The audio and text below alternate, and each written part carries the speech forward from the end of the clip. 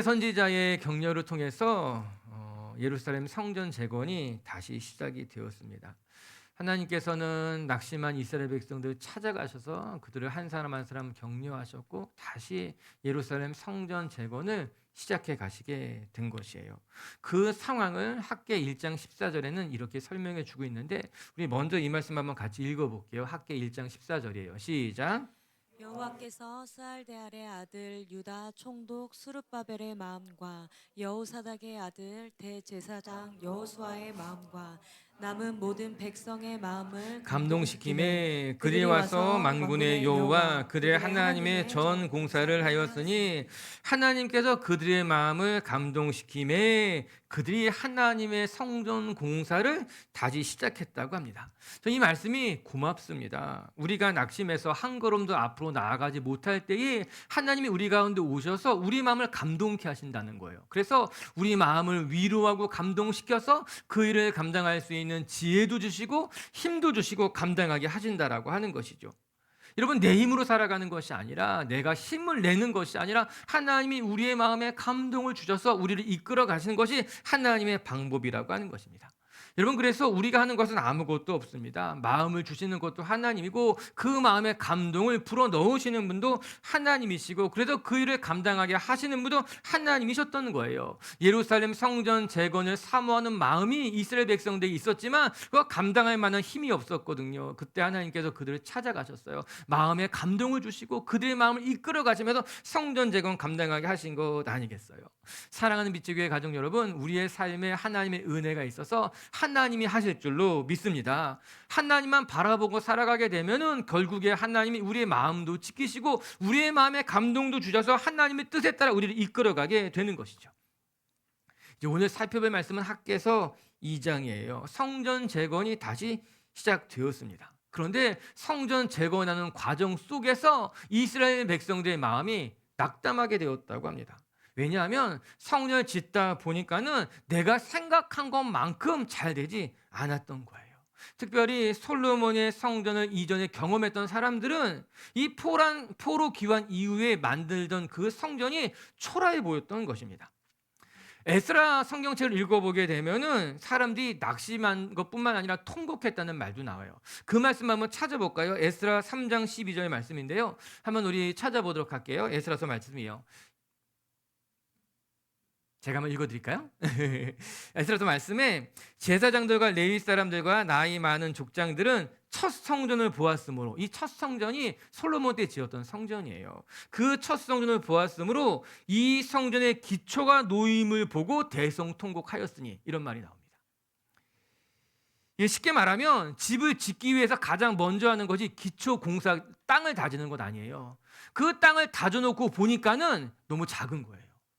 솔로몬 성전의 규모가 어마어마했는데 이제 다시 되돌아와서 성전을 지으려고 그 터를 닦은 걸 보니까는 너무너무 작았기 때문에 그리 대성통곡했다라고 하는 것입니다. 슬펐던 거죠. 전 말씀을 보면서 우리가 살아가다 보면요, 자기 자신의 모습에 낙심할 수 있겠다 이런 생각을 해보게 됩니다. 자신의 삶을 돌아보면서 스스로가 초라하게 느껴지는 것이죠. 내가 이 정도밖에 되지 않는 것일까? 내가 지금까지 열심히 살았는데 다른 사람들과 비교해 보니까는 스스로가 초라해 보이는 거예요. 그것 때문에 자기 자신이 불쌍해 보이기도 하고 낙담이 되게 되는 것이죠. 오늘 말씀을 보니 그리 초라하게 느껴졌던 거예요. 이 사실 말씀이 기가 막힌 것이죠. 하나님의 성전을 짓겠다고 열심을 냈는데 짓다 보니까 이 성전이 너무 초라해 보이는 거예요. 내가 열심을 냈는데 최선을 다했는데 자기 자신의 모습이 초라해 보였다. 그래서 통곡했다라고 하는 것입니다. 그런데 그때 하나님께서 그들에게 나타나셔서 그들을 새롭게 격려하시면서 비전을 주시는 것이 학개서 2장의 말씀이에요. 우리 9절 말씀도 마저 한번 읽어볼게요. 9절입니다. 중요한 말씀인데요. 시작. 이 성전의 나중 영광이 이전 영광보다 크리라. 만군의 여호와의 말이니라. 내가 이곳에 평강을 주리라. 만군의 여호와의 말이니라. 이게 말씀이 조금 반복되는 것 같아서 어렵지만 이 성전의 나중 영광이 그 이전의 영광보다 크겠다 이 말씀하고 계신 겁니다. 너희들의 눈에 보기에는 이 성전이 초라해 보일지 모르지만 이전의 성전보다도 그 영광이 크고 위대할 것이라 그 말씀하고 있는 것 아니겠습니까? 눈에 보이는 것에 낙심하고 눈에 보이는 것 때문에 마음을 빼앗기는 것이 아니라 이 성전을 통해서 행하실 하나님의 영광을 바라보면서 하나님과 함께 기뻐하라는 말씀인 것 아니겠습니까?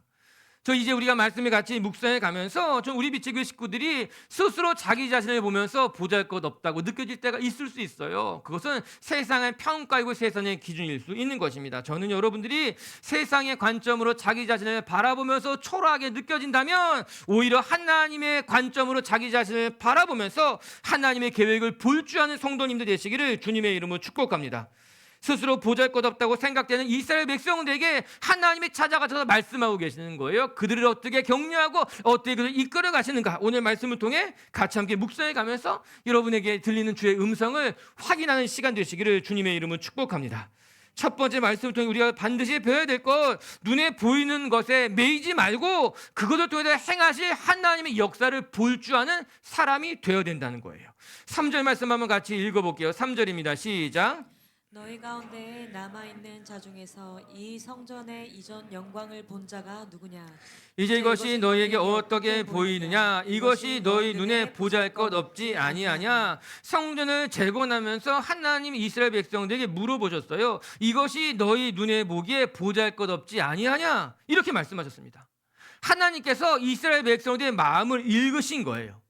앞서서 살펴본 것 같이 이스라엘 백성들 중에는 스스로 보기에도 이 성전이 초라해 보였던 겁니다. 그렇기 때문에 낙심하고 있었던 거죠. 이에 하나님이 말씀하는 거죠. 너희들 눈에 보기에 이 성전이 어떻게 보이느냐라고 말이에요. 저는 이런 상황이 매우 안타깝습니다. 내가 수고해서 헌신해서 지은 성전인데 그것을 바라보면서 스스로 초라하게 느낀다는 것은 이런 비극인 것이죠. 열심히 내가 수고하고 열심히 헌신했는데도 불구하고 내가 왜 이것밖에 되지 않는 것일까? 어떻게 보면 일종의 열등감 속에 사로잡혔다 말할 수 있을 것입니다. 하나님의 성전이라고 생각해서 열심히 재건하고 열심히 헌신했는데 그 과정을 들여다보면서 자기 스스로 이거 아무것도 아닌 것 같아. 난 정말 아무것도 아닌 존재인 것처럼 그렇게 생각하게 된다라고 하는 거죠. 그런데 이런 경우들이 종종 있을 수 있습니다. 우리가 믿음의 길을 걸어가다가 자기 자신에게 실망하게 되고 그것 때문에 낙심한 경험들은 아마 한두 번쯤은 다 있을 거예요. 스스로 자기 자신을 바라보면서 난 보잘것없는 인생이야. 열심히 수고했지만 난 참 잘 못 산 것만 같아 라고 말이에요. 전 그런 생각 한 번도 안 해봤어요. 생각하는 사람은 엄청나게 자존감이 강한 사람이던가 아니면 엄청나게 교만한 사람이던가 이도저도 아니라면은 둔한 사람일 수 있어요. 자기 감정을 들여다보지 않는 것이죠. 놀랍게도 오늘 하나님께서 무엇이라고 말씀하시는가 그 귀 기울여만 합니다. 스스로 초라해 보이지 않느냐 물어보시면서 하나님이 이스라엘 백성들을 다루시는 모습이 있다라고 하는 거예요. 그것이 무엇일까? 먼저는 이스라엘 백성들에게 너희 눈에 보이는 것이 어떠냐? 즉 너희 눈에 보이는 것이 전부가 아니라는 것을 알아야 된다라고 하는 것입니다. 즉 우리는 이 믿음의 여정을 걸어가면서 자기 자신을 살펴볼 때 아니면 자기 앞에 펼쳐진 일들을 바라보면서 눈에 보이는 것 때문에 일이 일비하는 것은 매우 어리석은 일이라는 거죠. 이스라엘 백성들의 문제가 무엇입니까? 눈에 보이는 것이 전부라고 생각해서 낙심하게 된 것입니다.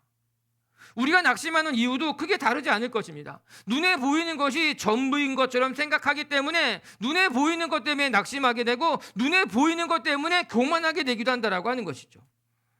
눈에 보이는 것에 마음을 빼앗기고 그것 때문에 교만해지게 되는 것 아니겠습니까?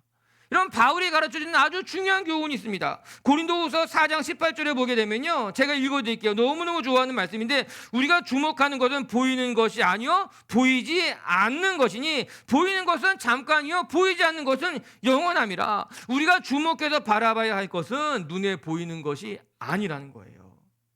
눈에 보이는 것은 잠시 잠깐 있다가 사라지는 것이야. 눈에 보이는 것은 영원한 것이 아니기 때문에 눈에 보이는 것 때문에 일이 일비하는 것은 어리석은 사람이야. 눈에 보이는 것 때문에 교만해지거나 눈에 보이는 것 때문에 초라해지면은 그건 어리석은 사람이야. 그 말씀하고 있는 것 아니겠어요?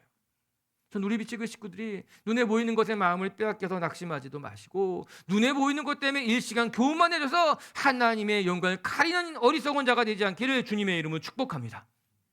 그럼 두 번째 어떻게 되는가? 그 모든 것을 눈에 보이는 대로가 아니라 하나님의 관점으로 볼 줄 알아야 된다는 겁니다.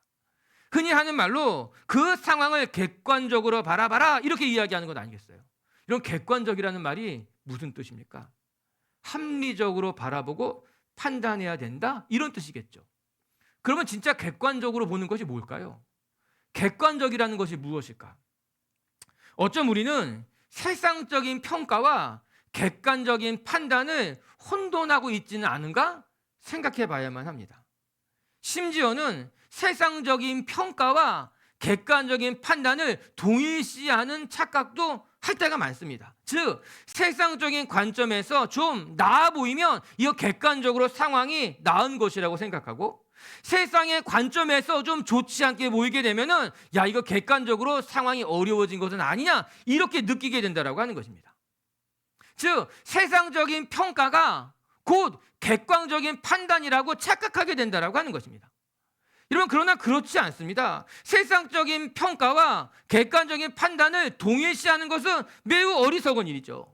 세상의 눈에 보기에는 보잘것없어 보여도 하나님이 그 일을 통해서 놀랍게 만들어가는 일들이 많습니다.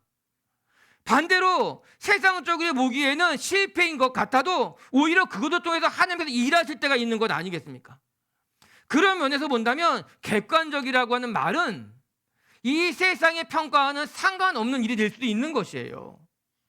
그보다 더 중요한 것은 지금의 이 상황을 하나님의 관점에서 들여다보면서 판단할 줄 아는 신앙의 지혜가 필요하다라고 하는 것이죠. 오늘 본문으로 되돌아가서 생각해 본다면 하나님께서 이스라엘 백성들에게 물어보십니다. 너희들이 보기에 초라하지 아니하냐? 그러나 하나님은 초라하게 생각하지 않은 거예요. 인간의 눈에 보기에는 초라한 것처럼 보일지 모르지만 하나님의 계획 안에는 결코 초라한 성전이 아니었기 때문에 하나님이 말씀하고 계시는 거죠. 너희의 눈에 보기에는 초라할지 모르지만 이 성전을 통해서 일하실 하나님의 영광은 대단히 크다라고 하는 것입니다. 이에 우리가 뒤에 살펴보겠지만 이 성전의 나중 영광이 이전의 영광보다 훨씬 더 크게 될 것이다. 너희 눈에 보기에는 초라해 보이는 이 성전을 통해서 하나님이 놀랍게 역사하실 것이기에 눈에 보이는 것에 낙심하지 말고 눈에 보이는 대로 판단하지 말고 하나님의 관점으로 하나님의 계획을 바라볼 줄 아는 믿음의 사람이 되어야 된다라고 하는 것이에요. 여러분, 눈에 보이는 것과 그 실체가 전혀 다를 수 있습니다. 아니, 그런 경우들이 굉장히 많습니다. 겉바 속촉. 너무 다르죠? 외유 내강. 겉은 부드러운 줄 알았는데 그 속은 단단하다라고 하는 거예요. 겉이 속과 다르다는 거죠. 눈에 보이는 것이 전부가 아니라 그 안에 감추어진 하나님의 뜻과 계획을 볼 줄 아는 것이 신앙인의 안목이라고 하는 것입니다. 오늘도 우리 비치교 식구들도 내 자신을 돌아볼 때 초라해 보이기도 하고 지금 나의 형편이 만족스럽지 못한다고 해서 그것이 전부인 줄 착각하지 마시고 여러분 삶 속에 숨겨진 하나님의 뜻을 발견하고 하나님의 계획을 볼 줄 아는 성도님들 되시기를 주님의 이름으로 축복합니다. 두 번째, 이때 우리에게 필요한 것이 무엇이냐? 오늘 하나님께서 스룹바벨에게 여호수아에게 이스라엘 백성들에게 스스로 굳세게 설 줄 아는 신앙인이 되라고 하는 겁니다. 4절 말씀 한번 읽어볼까요? 시작. 그러나 여호와가 이르노라 스룹바벨아 스스로 굳세게 할지어다. 여호사닥의 아들 대제사장 여호수아야 스스로 굳세게 할지어다. 여호와의 말이니라. 이 땅 모든 백성아 스스로 굳세게 하여 일할지어다. 내가 너희와 함께하노라. 만군의 여호와의 말이니라. 아멘. 눈에 띄는 문구가 있죠. 스스로 굳세게 할지어다. 이게 무려 3번이나 반복되고 있습니다. 제일 먼저는 스룹바벨아. 이 스룹바벨은 누구인가? 이스라엘 백성들을요 바벨론에서부터 예루살렘까지 데리고 온 리더가 스룹바벨이었어요. 스룹바벨아 스스로 굳세게 할지어다. 그리고 그 뒤에 대제사장 여호수아야. 여호수아는 이스라엘의 종교적인 것을 감당하는 사람이었어요. 여호수아야 너도 담대해야 된다. 너도 스스로 굳세어야 된다 이야기합니다. 거기만이 아니라 그 뒤에는 그 땅의 모든 백성아 스스로 굳세게 할지어다 이야기한 건 아니겠어요. 그 땅의 모든 백성들도 스스로 굳세게 해야 된다라고 하는 것입니다. 이게 하나님의 말씀이었어요. 이제 성전을 짓다가 낙심했던 이스라엘 백성들에게 스룹바벨아 내가 먼저 스스로 굳세어야 하고, 제사장 여호수아야 내가 또한 스스로 굳세어야 하고, 리더들만 굳센 것이 아니라 모든 이스라엘 백성들아 내가 스스로 굳세어야 된다 말씀하고 있는 것입니다. 굳세다라는 말이 무엇일까요? 스스로 굳세게 해라. 쉬운 성경을 보고 우리말 성경을 보게 되면 한결같이 용기를 내어라 이렇게 번역하고 있습니다. 즉 눈에 보이는 것에 낙심하지 말고 용기를 내라는 거예요. 용기를 낸다는 말이 중요합니다. 우리가 믿음의 길을 걸어가는 데 있어서 용기를 내는 것은 중요한 일인 거예요. 여러분, 용기라고 하는 감정은 다른 감정들과 좀 다른 성질을 가지고 있습니다. 다른 감정들은 다 수동적으로 자기가 느껴지게 되는 거예요. 슬픔, 기쁨, 즐거움, 이런 감정들은요 스스로 얻어지는 거예요. 갑자기 슬프죠? 기쁘죠? 그런데 용기라고 하는 것은 그것과 조금 다른 성질이 있어서, 용기라고 하는 것은요 그냥 내가 수동적으로 느껴지는 감정일 뿐만 아니라 능동적으로 만들어내는 감정 중에 하나가 용기라고 하는 거예요. 그래서 용기는 항상 어떤 동사와 맞붙는가? 용기를 내라라고 하는 거예요. 다른 대부분의 감정들은 수동적으로 내가 느껴지는 것이지만, 이 용기라고 하는 것의 특징은 수동적으로 용기가 들 때도 있지만 뿐만 아니라 용기를 내야 하는 것이 용기가 가진 감정의 특징 중 하나라고 하는 것입니다. 맞아요. 오늘 하나님께서 이스라엘 백성들에게 이야기하십니다. 용기라고 하는 것이 저절로 올라올 때도 있지만 용기가 나지 않을 바로 그때 너희는 스스로 용기를 내어서 하나님의 사랑 일을 감당하라라고 하는 것이죠.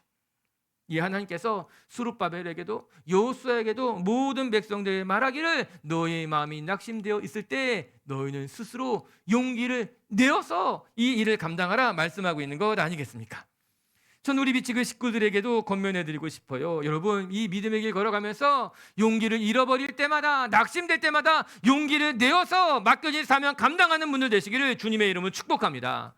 용기를 내면 용기가 납니다. 내가 마음에 다짐하고 기도하게 되면 우리에게 하나님의 감동을 불어넣으시는 것으로 말미암아 그를 감당할 수 있게 하시는 거예요. 흥미롭게도 이 굳세게 하라, 용기를 내라는 단어가 하자크거든요. 이 하자크의 원래 뜻은 무엇인가 하면 단단하게 묶다, 매다, 이런 뜻을 가지고 있는 거예요.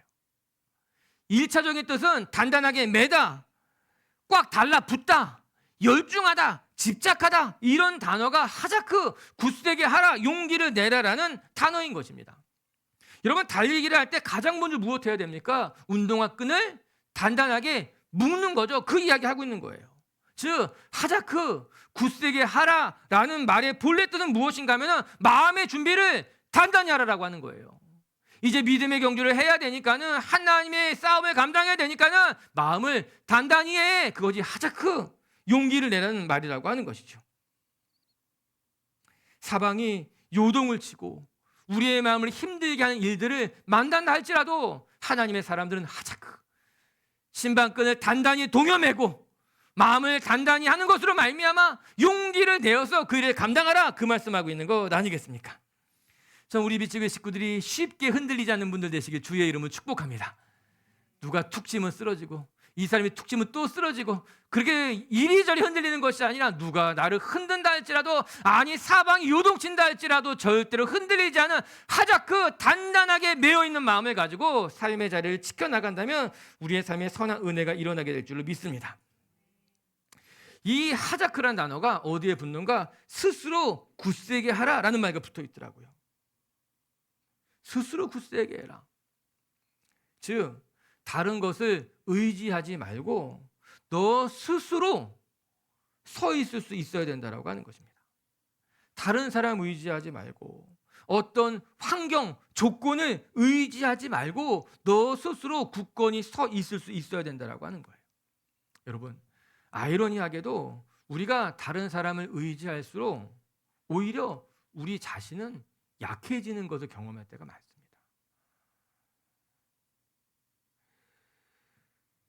내가 자꾸 다른 사람에게 뭔가를 기대면 기댈수록 힘이 날 것 같은데 오히려 자꾸 내 자신은 점점 더 연약해지는 경우가 많은 거예요. 다른 사람을 의지할 때 나타나는 어떻게 보면 부작용일 수도 있습니다. 그런데 하나님을 의지하는 것은 정반대입니다. 자꾸 사람을 의지하다 보면은 내 자신이 점점 약해지는데요. 자꾸 하나님을 의지하다 보면은 오히려 내 속이 강해지고 단단해지는 것을 경험하게 됩니다. 이게 믿음의 사람들이 살아가야 되는 삶의 방법이에요. 사람을 의지하는 버릇을 들게 되면은 우리 안이 물러지게 됩니다. 결국에는 혼자 서지 못하는 흔들리는 존재가 되는 거예요. 반면에 하나님을 자꾸 의지하다 보면은 우리 속이 점점 더 단단해지게 되는 것이죠. 이 오늘 5절에는 이런 말씀이 나와요. 5절 말씀 한번 읽어볼까요? 시작. 너희가 애굽에서 나올 때 내가 너희와 언약한 말과 나의 영이 계속하여 너희 가운데서 머물러 있나니 너희는 두려워하지 말지어다. 하나님이 스스로 굳세게 해라 라고 말씀하신 근거가 어디 있는가 하면은 너희가 애굽에서부터 나올 그때부터 하나님이 너희와 뭐라고 나옵니까? 계속 함께 하였으니 이렇게 나오고 있는 거예요. 나의 영이 계속하여 너희 가운데 머물러 있나니 이 계속하여의 동그라미 쳐야 되는 거예요. 애굽에서부터 나올 때부터 지금까지, 즉 너희가 바벨론 땅으로 끌려갔을 그때에도 하나님의 영이 너희와 함께하고 있었고, 그 바벨론 땅에서 다시 예루살렘으로 되돌아올 때에도 하나님의 영이 너희와 함께하였으니 너희는 두려워하지 말아라. 그 말씀하고 있는 것 아니겠습니까? 너무너무 감사하죠. 할렐루야. 하나님이 계속해서 여러분들의 곁에서 하나님의 영이 여러분을 지키시는 줄로 믿습니다. 그 하나님을 바라보며 스스로 굳세게 서서 사명 감당하는 분들 되시기를 주의 이름으로 축복합니다. 세 번째, 할 게 많지만 줄이는 중이에요. 8절 읽어볼까요? 시작. 은도 내 것이요 금도 내 것이니라 만군의 여호와의 말이니라. 자, 성전 재건이 멈춰졌고 그것으로 말미암아 낙심해 있는 이스라엘 백성들에게 하나님께서 어떻게 격려하시고 이끌어 가셨는가? 첫 번째, 눈에 보이는 대로 판단하지 말아라. 그 속에 숨겨진 하나님의 영광은 대단하다. 두 번째, 스스로 견고하게 해라. 이 말이에요. 세 번째, 무엇을 기억해야 되는가? 그 모든 것은 하나님이 이루어 가시는 일이라는 것을 명심하라라고 하는 겁니다. 여러분의 인생도, 여러분의 꿈도, 여러분의 사명도 결국에는 하나님이 이루어 가시는 것을 명심하라라고 하는 거예요. 8절에 뜬금없이 하나님이 이렇게 말씀하십니다. 은도 내 것이고 금도 내 것이라 만군의 여호와의 말이니라. 이게 장신대 암송 구절이었어요. 뜬금없이 은도 내 것이고 금도 내 것이고 이걸 왜 암송 구절일까? 이게 이제 8절 구절이 같이 암송 구절이었거든요. 근데 이제 학개서를 묵상하니까는 이 말의 뜻이 학개서를 이해하는데 중요하다는 것을 알게 됐죠. 왜 하나님이 뜬금없이 은도 내 것이고 금도 내 것이라 이야기하는 것일까? 이는 스스로 초라하다고 생각하는 이스라엘 백성들에게 걱정하지 마. 이 세상의 모든 것이 다 내 것이야. 이 말씀하고 계신 거예요. 너희 스스로 생각하기를 이 성전이 초라해 보이지, 너의 인생이 아무것도 가진 것 없어서 초라해 보이지, 그러나 내가 믿고 있는 하나님, 금도 하나님, 은도 하나님, 그 모든 것이 하나님의 것이니 걱정하지 말라라고 하는 것입니다. 여러분, 하나님을 가지면 모든 것을 다 가진 것과 다르지 않습니다. 하나님이 함께 하시는 것이 세상에서 제일 큰 복인 줄로 믿습니다. 아멘이 작을 줄로 알았어요. 이렇게 비유하는 것이 내 마음에 영 내키지는 않지만, 우리가 멀리 여행 갈 때 힘들게 이것저것 다 싸가지고 가려고 하지 말고 카드 한 장만 가지고 가면 되는 거 아니겠어요? 가서 카드로 다 사면 되는 거죠. 이게 돈으로 비유한다는 것이 물질 만능 사회에서 영 마음에 내키지가 않는데, 생각해 보니까 이해하는데 아주 빠를 수 있겠다는 생각도 드는 거예요. 뭐 이것저것 다 생각하지 않고 카드 한 장 가지고 가면은 밥 먹는 것도 해결되고 교통편도 해결이 되고 잠자는 것도 해결되고 다 해결됩니다. 그냥 카드 한 장 가지고 가면 뭐 이것저것 준비할 필요가 없는 것이에요. 하나님이 그 말씀하신 거예요. 은도 내 것이고 금도 내 것이라. 이 모든 것이 하나님의 것이기 때문에 너희가 눈에 보이는 성전 때문에 초라해하거나 낙심하지 말고 그 하나님만 바라보면 된다라고 하는 것입니다. 내가 너희와 지금까지 함께 했으니 너희가 눈에 보이는 것 때문에 걱정할 것 없어. 이 세상 모든 것이 나의 피조물이고 이 세상 모든 것이 나의 것이기 때문에 너희는 걱정하지 말고 하나님이 맡기신 일만 감당하면 된다라고 하는 것이에요. 다시 한번 고백합니다. 여러분, 우리 인생에 하나님 한 분이면 충분합니다. 하나님 한 분만 우리 편이 되어주시면 거기에서부터 모든 것이 만족할 수 있고 거기에서부터 모든 문제를 풀 실마리를 찾을 수 있게 되는 것이에요. 할렐루야. 그리고 나서 오늘 결론의 말씀이 9절에 이어지게 되는 거예요. 이제 9절 말씀 읽고 마칠게요. 시작. 이 성전의 나중 영광이 이전 영광보다 크리라. 만군의 여호와의 말이니라. 내가 이곳에 평강을 주리라. 만군의 여호와의 말이니라. 아멘. 암송할 때 이게 힘들었어요. 이 성전의 나중 영광이 이전 영광보다 크리라. 이 성전과 이전과 이게 뭐 복잡한데 무슨 뜻인지 몰랐어요. 자세히 들여다보니까 너희 눈에 보이는 이 성전의 영광이 이전 과거의 것보다 훨씬 더 크게 될 거야. 왠지 아세요? 내가 이곳에 평강을 주기 때문일 것이다. 내가 이 성전에 함께하기 때문에 과거의 그 어떤 것보다도 비교할 수 없는 영광을 경험하게 될 거야 말씀하고 계신 거예요. 저는 우리 성전에 하나님이 함께 하시는 줄로 믿습니다. 여러분의 인생에도 하나님이 함께 하시는 줄로 믿습니다. 하나님이 함께 하실 때 우리는 그 어떤 것보다도 더 아름다운 삶을 만들어가게 될 줄로 믿습니다. 하나님 만나서 참 좋습니다. 기도할 때마다 응답해 주시고 어려운 일이 있을 때마다 길을 열어주시고 더 나아가서 지금까지 내가 경험해 보지 못했던 더 크고 놀라운 일들이 여러분의 삶에 펼쳐지게 될 줄로 믿습니다. 누가 그런 이야기를 했어요. 여러분의 삶에 진짜 멋진 일은 아직 시작하지도 않았어. 아멘. 여러분, 우리의 삶에 지금까지 뭐 이런저런 또 좋은 일, 또 멋진 일 많았지만 하나님 말씀하십니다. 아니, 아직 시작도 아니야. 앞으로 더 멋지고 더 위대한 일이 너의 삶을 통해 펼쳐지게 될 거야. 내가 지금까지 경험한 건 다 예고편에 불과해. 할렐루야. 오늘도 우리 교회를 통해서 정말 더 멋진 일이 펼쳐지게 될 줄로 믿고 여러분의 인생도 지금까지 경험해 보지 못했던 더 멋지고 아름다운 일들을 하나님이 펼쳐 가실 줄로 믿습니다. 이 성전의 나중 영광이 이전 영광보다 크리라. 그렇게 기대하시는 저와 여러분들이 되시기를 주님의 이름으로 축복합니다. 말씀을 정리할게요. 지어져가는 성전을 바라보면서 스스로 초라해하는 이스라엘 백성들에게 하나님께서 그들의 마음에 감동을 주시면서 격려하는 것, 그것이 오늘 우리가 묵상하는 학개서 2장의 말씀입니다. 여러분, 우리가 믿음의 길 걸어가다 보면은 자기 자신한테 낙심할 때가 있어요. 내가 열심히 했는데, 내가 수고했는데 내가 이루어 놓은 것이 이것밖에 없나? 난 이것밖에 안 되는 사람인가? 낙심될 때가 있습니다. 그러나 기억하시기 바랍니다. 눈에 보이는 것이 전부가 아니에요. 지금까지 살아온 인생도 아름답지만 더 멋진 하나님의 계획이 여러분의 삶 가운데 펼쳐질 것을 기대하면서 끝까지 믿음의 경주를 감당하는 분들 되시기를 주님의 이름으로 축복합니다. 첫 번째, 눈에 보이는 대로 보지 말고 하나님의 관점에서 자신의 인생을 들여다보는 성도님들 되시기를 주의 이름으로 축복합니다. 두 번째, 어려울 때 우리에게 필요한 것 스스로 굳세게 할지어다. 하자크 단단히 신발끈을 동여매시고 믿음의 자리에서 서 있는 여러분들이 되시기를 주님의 이름으로 축복합니다.